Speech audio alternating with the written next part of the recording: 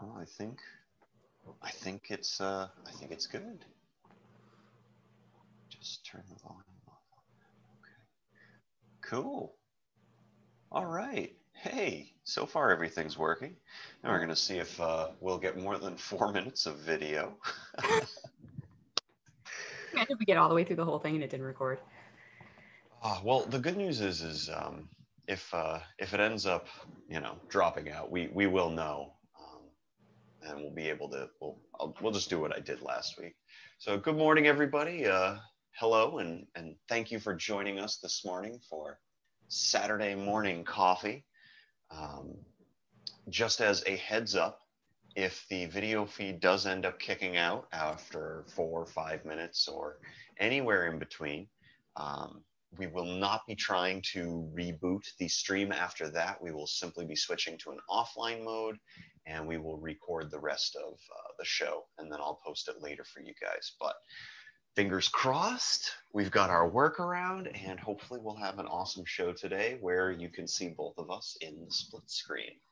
So again, welcome, thank you. This is Saturday Morning Coffee, episode 6, Bored in the House, and I'm in the house bored. I have heard that clip of music, I guess that's the best descriptor for it, more times than I would care to admit with the current situation that we're in. But before we jump into that, I'd like to introduce you all to my friend Erin.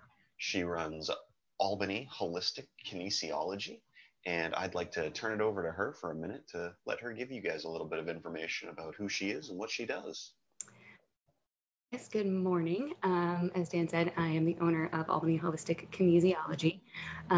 So my practice is basically based on helping clients get out of pain and moving better if they have any sort of movement limitations or mobility issues. That is kind of my primary objective with my clients. And I do this in a holistic way, which means I'm looking at the whole body. We're looking not just at, the musculoskeletal system and looking for limitations there, but we're looking at, the lymphatic system. We're looking at the circulatory system. We are looking at what I like to call the energetic system or the body chakras. So we're really incorporating not only physical, but emotional and mental health into the practice. And then, so it's like an all-encompassing one-stop shop, if you will, for any pains that you might have, whether they're physical or emotional.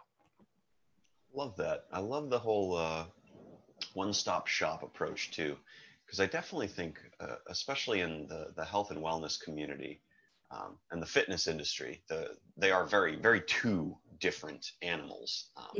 I consider myself as part of the health and wellness community. I don't consider myself part of the fitness industry, which is probably really weird for a trainer to say. But when I think fitness industry, I think of supplements. I think of bodybuilding competitions and shows. I think of a lot of the unhealthy practices that are a part of fitness.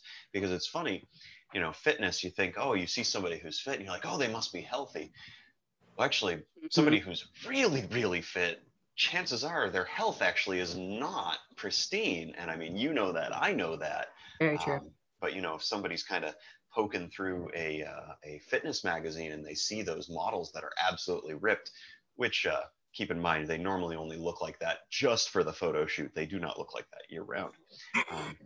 It starts to paint this very warped picture on what health is. So that's my whole take. Is I like to consider myself part of the wellness community. Speaking of wellness, we are currently dealing with a pandemic of unprecedented magnitudes. So this is kind of fun, especially being in a field that is very hands-on and very touchy. So I gotta ask, how have you been dealing with it? What's kind of been going on with your practice as far as everything that's been going on and having to shut down and not touch and see clients as much? Yeah. I mean, everyone kind of had the same general reaction of, oh, I can't go to the office. I'm still in pain or I'm still having issues. I got so many messages from clients saying, I still want to see you. And what you've been doing has really been helping me, but I can't come to the office or I can't do this. And So I've, been trying to offer, virtual sessions. I'm fortunate enough to be trained in some energy work so that I can do assessments energetically for clients. But even that, has been difficult for people when they're so used to getting that, hands-on in office, full body assessment, and then you try to do it virtually, and it's, and I get it. I get that clients aren't 100% comfortable with that approach. But I have been fortunate enough to still be able to see clients and work with, maybe a handful of clients a week versus what I would normally see. So yeah, it's been an interesting transition, and, mindset has a lot to do with people's overall wellness. So what I've been trying to do is do like little videos on people, okay, if you're not coming to the office, you should still stay moving, and here's some mobility exercises. And if you're doing a lot of sitting in the office, here's some postural work that you can do. So just trying to keep people moving, and trying to encourage them to not only keep moving, but go for a walk, or go change your environment. That's going to be a good thing for your mental health as well. So you're not feeling like you're just stuck in the same four walls and staring at the same computer screen and staring at the same wall that you stare at every day, because we're what, 11, 12 weeks in, something like that now, and it's just, Wow, has it been that long? I've totally lost track of time. 11, or we're somewhere around there, I think. So yeah, trying to encourage people to not only keep up with your physical health, but remember that mental health is going to be a huge part of this as well. Oh, I love that you touched on that mental health too, because that's not something that we necessarily think about, or really take too much stock in, because if you're at a pretty good status quo on most days, there's nothing to really worry about. But when all of a sudden, all the normalcy of your routine is kind of just yanked out from under you, that can absolutely wreak havoc on a person's psyche. And I mean, I've definitely seen it with a lot of people. I've seen it in myself. Depression is something that can really start to kind of settle in when you've got all this time to yourself. Mm-hmm. Yeah, very true. But yeah, we did an episode a few weeks back kind of about talking about filling the void space and all that, and you really touched on some good stuff there. One of the things that I've been curious about, because I know for me, trying to get set up with all this technology, and getting people to buy into the fact that, hey, we can use the internet, we can use Zoom, which we're using right now, to still do the same things that we were doing. You don't get that person to person, but you still have that visual, that face, that communication. And I got to say, through some innovation, I've been able to do personal training with clients, even clients who are a little bit more what I would normally consider a hands-on client, because they need a little bit more manual therapy for what's going on. But it's really forced me to step outside of the box and think like, okay, how can I coach this individual to kind of do for themselves what I'd do for myself if I was experiencing what I know they experience? Mm-hmm. So having the pre-existing relationship with people definitely has made this transition smoother. But I have even started branching out to new clients that I've never met in person. Mm-hmm. And it takes a little bit longer, I've noticed, but I still am finding that through the assessment phase, I'm able to pick up on a lot of what people are doing. And that's always been my biggest holdup as far as this whole digital aspect of fitness and wellness. So I always thought to myself, how the heck can I possibly provide a service that's even half as good as what I could do in person? Yeah. But what is that old saying? Necessity breeds innovation, something like that. Exactly. So I'm curious with you in your field, what are some of the innovations that you've tackled and adopted that seem to be working really well for you? Yeah, it's been interesting. I would say I have a very similar journey to yours, but I think what the interesting thing that I didn't really expect from all of this is that client education is a big part of what I do. I don't want clients to come to my office and just I'm not a mechanic. It's not like fixing your car. Okay, your brakes are fixed, you can go. Your body is is something you should be a little bit about. So yeah, client education is a big part of what I do. So come in, I'm going to kind of assess you and hopefully get to the root of what's causing your issues, but what the problem is isn't as important as why the problem started. So the why has always been a big part of my overall kind of treatment protocol. So the interesting thing with people being at home and me not being able to, physically work on them is that people are getting to understand their own bodies a little bit better because they have to. So I have to, walk them through what's going on. So that's been interesting on my part, learning to really communicate better with my clients, especially since I can't physically show them on their body or point to a spot and say, okay, this is what's here and this is why it hurts. It's like, okay, the client has to really understand a little bit of their own body making. So that's been an interesting aspect of it, but that I actually think has been beneficial. It seems like it would have been a hindrance and caused some problems, but it actually turns out that, hey, people really have to kind of tune into their own bodies and pay attention to what's going on. They have to pay attention to how they're sitting, or pay attention to the fact that they're sitting all day and maybe not moving around as much. So I think it's been a little bit of a wake-up call for some of my clients that, like to come to the office, get a little tweak here and there, and okay, thanks, yep, all right, see you next week. And then now that they're home, they're really having to do the work themselves, which I think is great. People really are forced to pay a little bit better attention to what's going on. I love that you touched on that, because I've seen some of the very exact same things. And same thing, like when I would be going through movement cues with clients, I'd give them like a tactile response to feel, and I could get them to tune into that. But the whole point with figuring out how to work without that touch, to change your cueing, to change the mindset and how people have been thinking about it. I've actually seen some of my clients who I've been working with for a long time, they've made some pretty significant leaps in areas that they were struggling with, pre-COVID, just because they've had to adjust and change their mindset on, how they were doing the motion. And it's been kind of cool to watch, as an educator, just seeing how the different ways of educating, the different ways of getting your point across or conveying can really just click for some people. Yeah. So with that in mind, with how everything's kind of been forced to innovate and change, do you foresee that some of the things that you've adopted through this are going to become permanent fixtures of what you're doing, or even what the health and wellness community is probably going to be doing for a long time? Yeah, for sure. I mean, I've never really done a lot of videos myself. I would always try to encourage people to do, again, in the office. I would show them exercises to do, or write out a routine for them, because I don't particularly enjoy being on camera. It's not my favorite thing. But yeah, it's been interesting for me. That's a little bit of personal growth, being able to be more comfortable with things like that, but certainly being able to incorporate those kinds of things into my practice as well.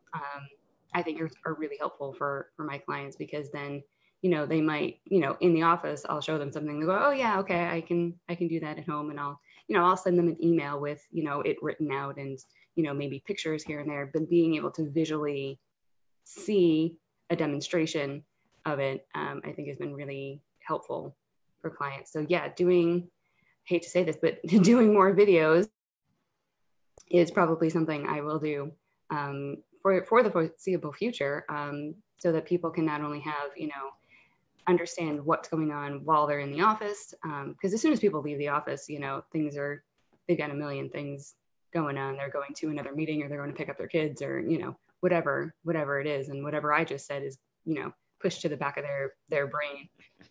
So I think having the combination of me writing things out in the email, having pictures, and then having a visual demonstration for what I want them to do and what I want them to achieve is going to be beneficial for me as well as for them. Yeah, I agree. I think it'll touch on a little bit of everything. So that's I think that's a good place for us to jump into our next topic.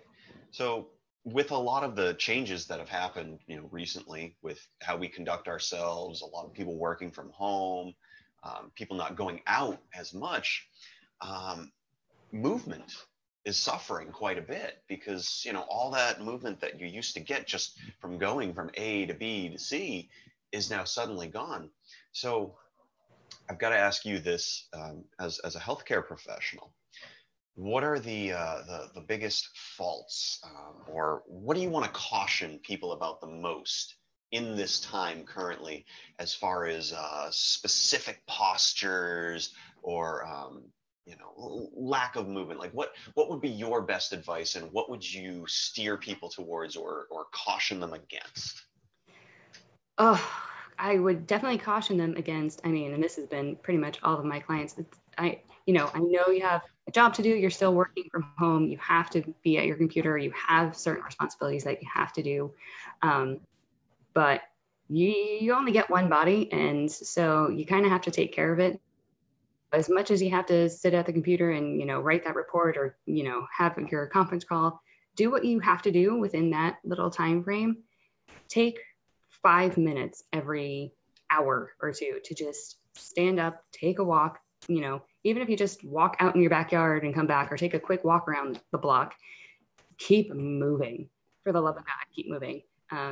We are not designed to be sedentary creatures. We are very, very mobile human beings by design. So your body is craving that movement. And I think that's where a lot of the physical and the mental health come in, because sometimes mental can take over physical, and you just get bogged down in that mindset of like, oh, okay, well, I'm gonna have a lazy day and I'm just gonna, Netflix and chill, or I'm gonna, have music on while I do my work, and I'm just gonna sit here and do whatever. And especially for people in the beginning, especially those of us in the Northeast here, where the weather was not very cooperative, enticing us to do any movement. Luckily, that's changed in the past week or so. But yeah, it's don't get bogged down in the mental. Like I said, change your environment. Like I said, just even that's just a walk around the block, or standing outside and having a social distancing chat with your neighbor or anything like that. It's keep things interesting. Don't get bogged down in the mundane and the sedentary with the same old routine every day. Do one thing a day that's different, or that challenges you mentally and physically, and just be a little bit more mindful of what your daily routine is. I like that. That's some really solid advice, you know, especially with what we're dealing with right now. I think, you know, even if you're not hitting the gym hard and pumping that crazy amount of iron, this is a great opportunity and time to work on your mental game, because the obstacles and the stressors that you're facing right now, you know, while there's not a lot of physical demand, while there's, you know, not a lot of nutritional demand, quite frankly, you should be eating better now, minus maybe snacking, but Yeah. a lot of people are being forced to cook more for like the first time in their life, or Yeah. like cook their lunch, you know, their breakfast, rather than grabbing something quick on the go. Mm-hmm. So it's amazing when you cut that commute time out and you get rid of it, and suddenly you have that time. You can do these little things to take care of yourself. Yeah. You can practice more mindfulness. You can practice better nutrition habits. And I think that's exactly it. Is that's where people should really keep their focus. Um, you know, keep trying to move, but start adding in those practices into your routine, especially with where you're finding time that you didn't have before. Mm-hmm. I was discussing with a client the other day, who said they finally stopped having to go into the office. And they said, yeah, it's amazing. I don't know what to do with the extra 12 hours a week I have now. That's a lot of time. Serious? It's like, well, yeah, you know, I'm going to the office 5 or 6 days, and it's taking me an hour and a half to get there get there and back. Oh my God. Holy crumb. That's like a whole day's worth of activity right there. I mean, wow. And to think that you've reclaimed that in a week. How I could do a lot with 6 hours of time. Yeah, I think we all could. But I think some of the other things that I've discussed with people too on the movement front is, especially if you do a lot of conference calls, if you're not tethered to your device that's, you know, plugged into your face, pacing around while taking your conference call is a really cool way to just get some steps in while you're, doing your work already. Setting an alarm on your phone to remind you to get up every 45 minutes and do a little bit of stretching. That's also another way to kind of break up the monotony. Because that's the other thing too, without your coworkers around, you're probably not taking breaks as often as you used to, which it's weird to say, because I think one of the biggest arguments that there always was for, oh, you can't work from home, you'd be too distracted, you wouldn't get much done. And suddenly people are finding that they're so bored because they're getting everything done so much faster. Like, people are being more efficient and more effective. It's almost like, maybe commuting to some building to do your work every day is actually more distracting. Yeah, absolutely. That's one thing. That some other people have mentioned to me, and people, their moods have changed, because sometimes, a high-paced, high-stress environment, some offices are so busy that you have so much tension and stress and everybody's trying to get everything done. When you don't have that stress, or you have, maybe some conflicting personalities that now aren't really interacting the way that they were before, you have a lot less stress. I think everyone initially thought this was so much more stressful. Oh my God, how am I going to work from home? How am I going to get everything done?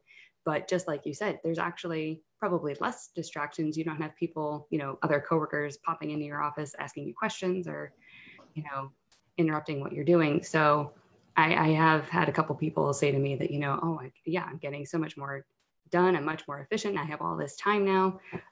So yeah, utilize that time to, take an extra 10 minutes on your lunch break to go for a walk or do some stretching or whatever it is.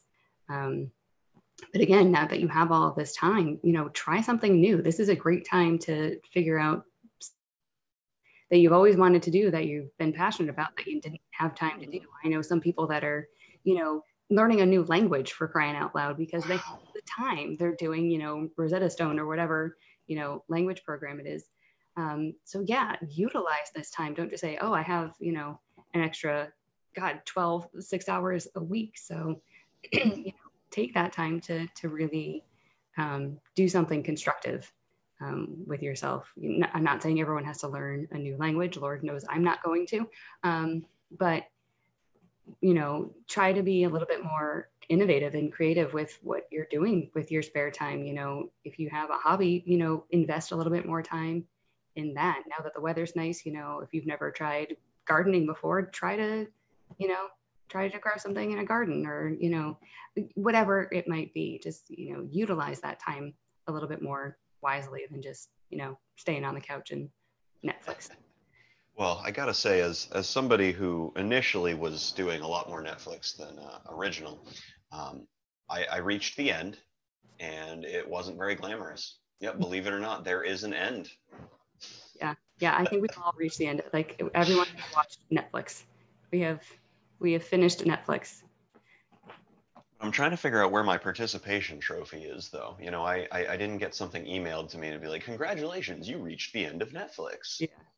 But anyways, I digress.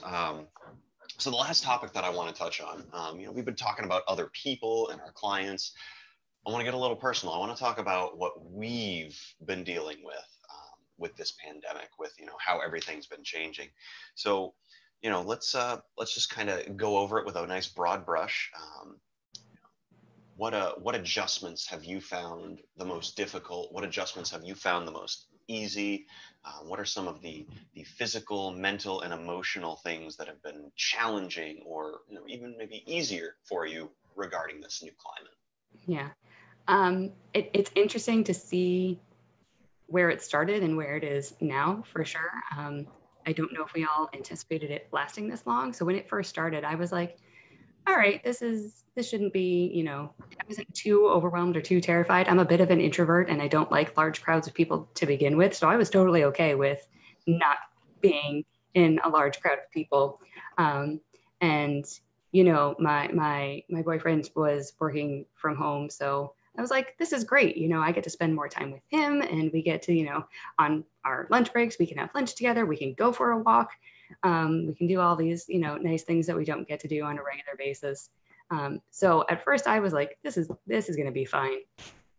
And then, I don't know how many weeks into it, but there was definitely one week, okay, I had like full on meltdown. I was like, we need to go somewhere. We need to go because we usually, go hiking and camping and, we're outdoors. And I was like, I got to get out of this house. Like, I can hang out in the backyard and listen to music and read a book, which is great. But like, I need to get out of this house. Like, I had a full on freak out meltdown, and I was like, can't, I can't do this. So again, change a little bit of your environment, go for a walk. I think we went for a drive to kind of just get a little mental reset. But yeah, I was like, wow, that is interesting for someone who, works, physically and mentally with people for themselves to have kind of a little mental freak out and have an emotional breakdown. But again, we're all human. I can preach all of the advice that I want, but I have to remember to follow it myself. So, a little bit of yoga, a little bit of meditation, kind of getting things back on track, both mentally and physically, it's definitely been helpful. So that's been interesting because I always liked yoga. I would throw it in like maybe once or twice a week with my regular workout routine. And now I'm pretty much doing it like every day because that's like, okay, this is how I'm going to keep myself mentally and physically on track. Like just laying on the mat and listening to some meditation music and breathing is sometimes all I need to just like recenter myself and be like, okay, yeah, I don't have to freak out today. Everything's going to be all right. Like just take a time out. Don't worry about, what's going to happen in a month from now or, next week. Just get through today. Just get through the morning, see what the afternoon brings. Just take one step at a time. And I think that's been interesting for not only for myself, but for a lot of people that are just focused on what's next and what's going to happen in the future and what other catastrophe is going to happen, because inevitably there's going to be something. And changing my mindset from, oh my God, what's going to happen 6 weeks from now to, okay, what do I have to do today? And what do I have to maybe plan for tomorrow, and have that be the longest period of time that I worry about, has been a game changer for me. I just need to worry about getting through today, and we'll go from there.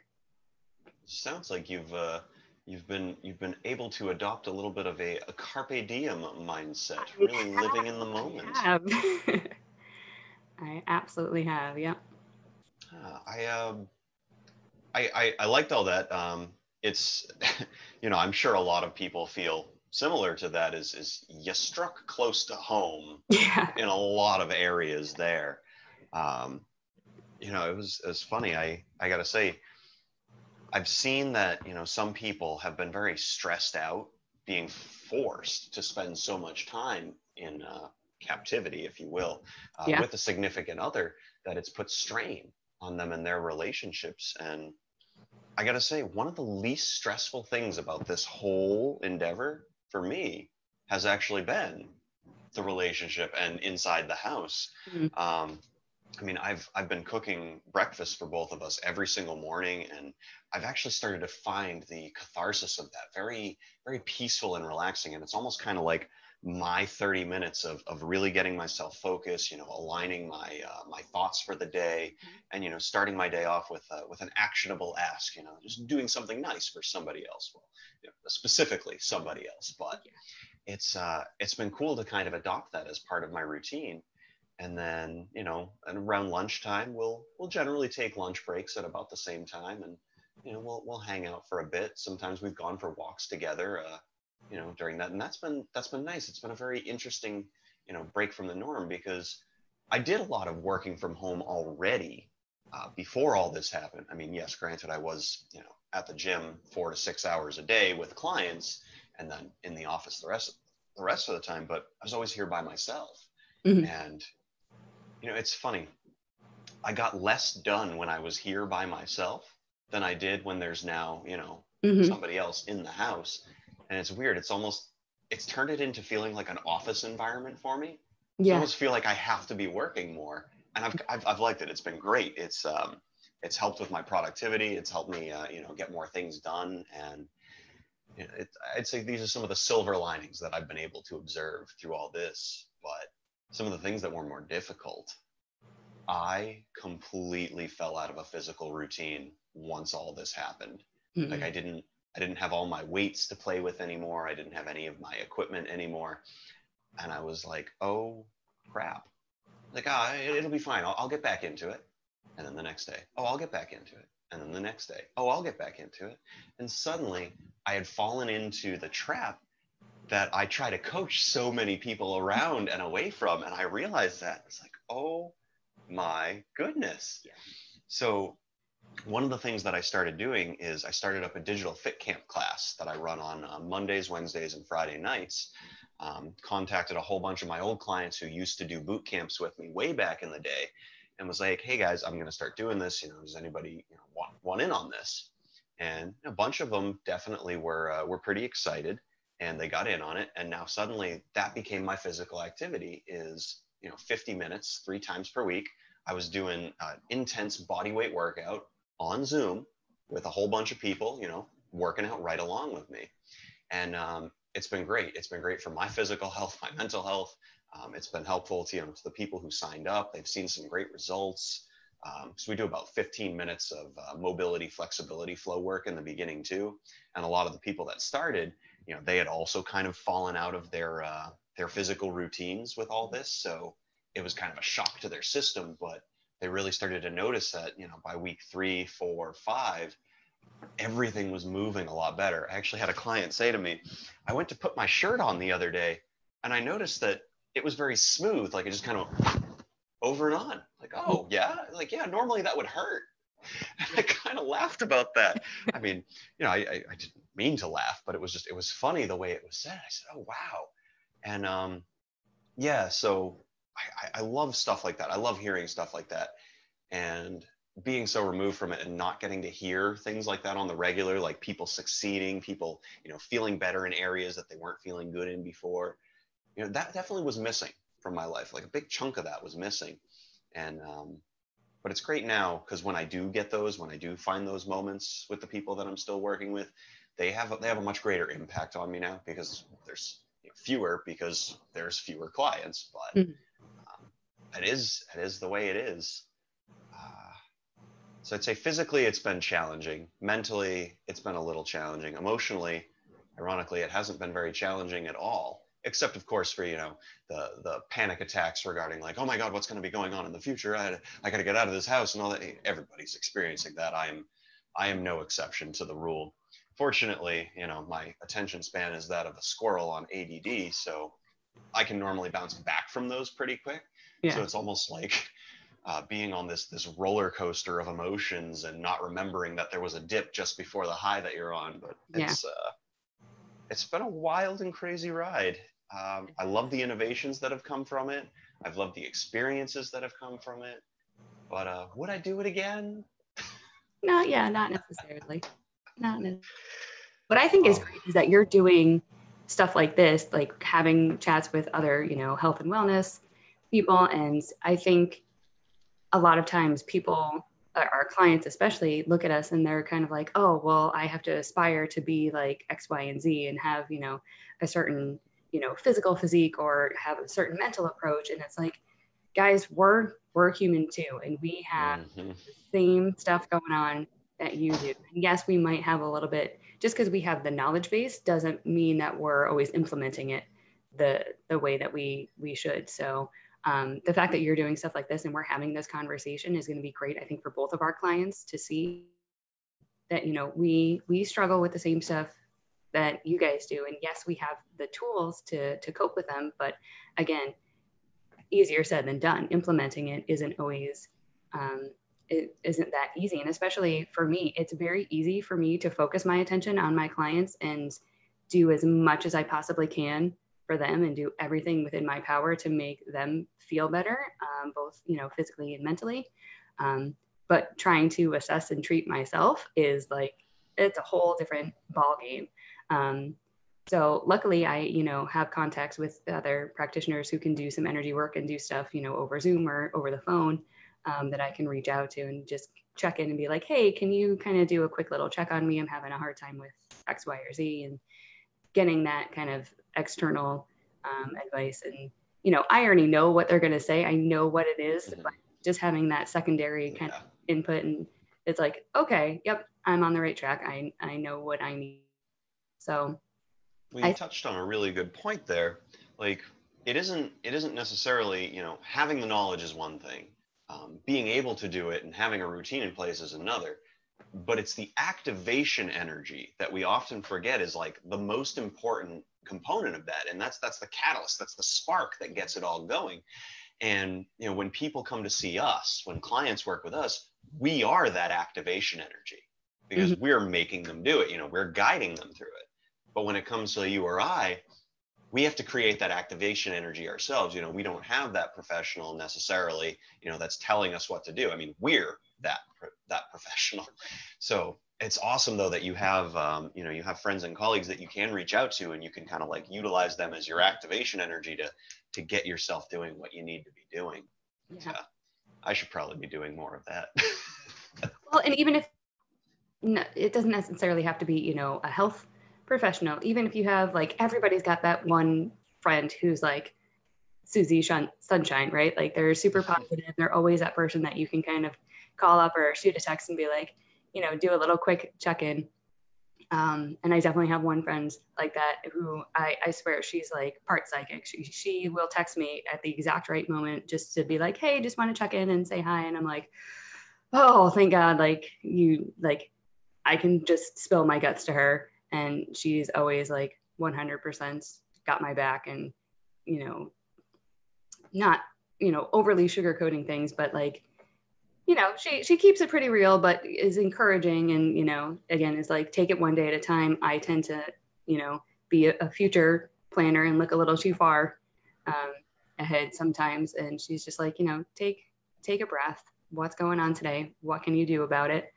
If you great, if you can't, don't worry about it. It's one of those, she's kind of my reality check-in. So even if you don't have a health professional to check in with necessarily, reach out to that one friend that's always kind of, got your back, and they'll, it'll definitely give you a little kind of mental kick in the butt to stay on track. That's some really solid advice. I like that, making sure that that you're keeping tabs on your social health, especially with what's going on right now, and reaching out and connecting with people. It's funny. I was really struggling with this, ironically, before the whole pandemic began, was this whole starting to feel like I was becoming more and more disconnected from everyone around me, despite how connected our world is via the internet. I mean, look at this right now. I'm sitting here in Worcester, Massachusetts, and you're in Albany, New York, and we're having a conversation as if we were sitting next to each other in a room.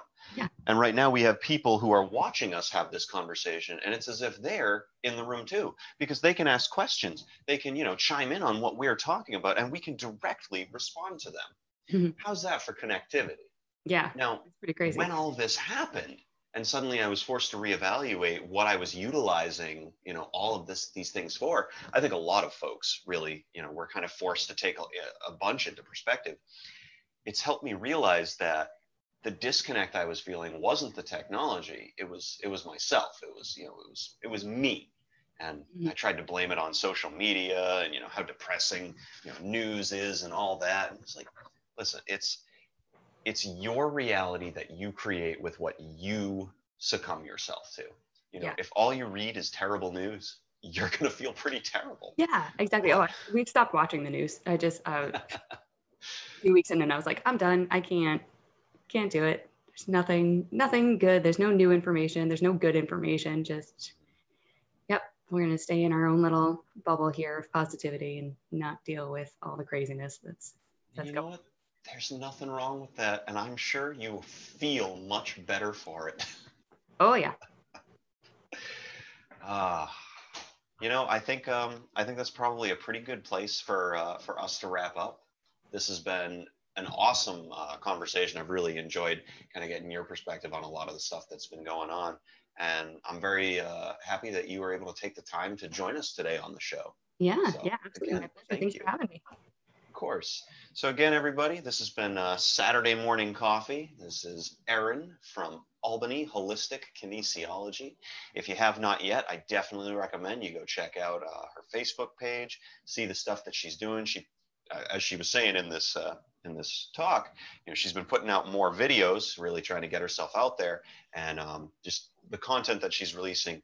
It's easy to digest. It's not going to, take too much of a time investment, and I'm telling you, watch her stuff. It's going to help you move better. It's going to help you feel better. Of course, now it's time for the shameless plugs on my own part. Please remember to sign up and join for Better University. We've got a lot of cool stuff on the horizon. Actually, Erin and I are working on a project together. We're going to be releasing, hopefully within the next couple months, our very first physical course called Fitlosophy. So definitely stay tuned for that one. We'll have that on the horizon. For anybody who might be interested in digital fit camps, we will be starting our next round of signups this coming week. And yeah, the next round starts up in June. So get at me. I'll get you some more information. And you too can join us 3 days a week and get your sweat on. But the other cool part too is if you happen to miss one of the classes, everything gets uploaded to our private server. So you've always got the ability to go back and check out those workouts anytime you want.